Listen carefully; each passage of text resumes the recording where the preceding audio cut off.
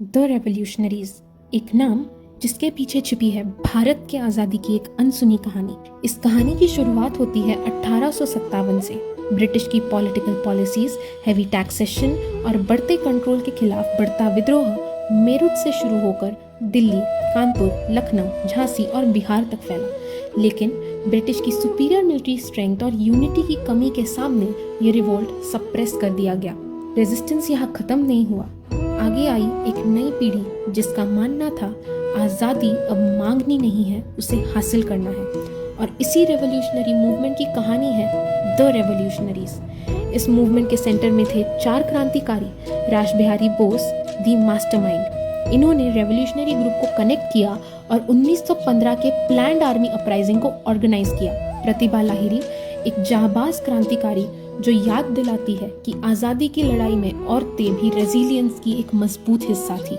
वघा जतिन बंगाल के revolutionary network के leader जिन्होंने जर्मनी से आर्म्स लेकर आर्म्ड अपराइजिंग की प्लानिंग की। और सचिंद्र नाथ सान्याल 3 जून 1893 को वाराणसी में जन्मे सान्याल जी कम उम्र में ही रेवोल्यूशनरी मूवमेंट से जुड़ गए। अनुशीलन समिति से लेकर रासबिहारी बोस के साथ काम करने तक उन्होंने ब्रिटिश के खिलाफ अंडरग्राउंड नेटवर्क्स और आर्म्ड रेजिलियंस को ऑर्गेनाइज किया।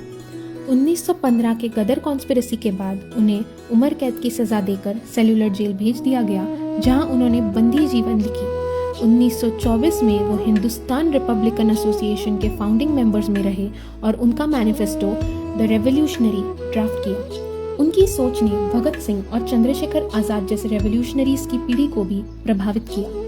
1925 के बाद काकोरी केस में दोबारा उम्र कैद मिली।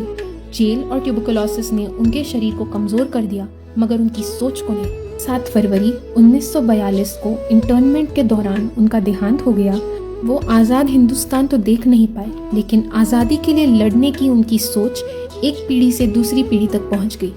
1847 में जो चिंगारी जली थी वो बुझी नहीं। Because revolutions don't always and when a battle is lost. कभी कभी वो बस एक नई पीढ़ी का इंतजार करती है, और द रेवोल्यूशनरीज उसी पीढ़ी की कहानी है।